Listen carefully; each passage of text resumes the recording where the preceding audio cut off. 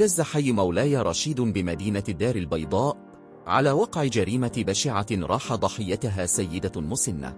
وحسب شهود عيان، فتعود تفاصيل الواقعة إلى اختفاء المعنية بالأمر قبل حوالي 20 يوماً، قبل أن تتفاجأ ساكنة المنطقة باعتقال الجاني مساء أمس الجمعة ليكشف عن قتله وتقطيعه للهالكة. وأضاف ذات الشهود أن الجاني دخل في خلاف مع المعنية بالأمر وهي جارته قبل مدة قبل أن يقرر الانتقام منها بطريقة بشعة. وتابعت المصادر ذاتها أن المصالح الأمنية تحقق مع الجاني إلى حدود الساعة للكشف عن تفاصيل جريمته ومكان الجثة.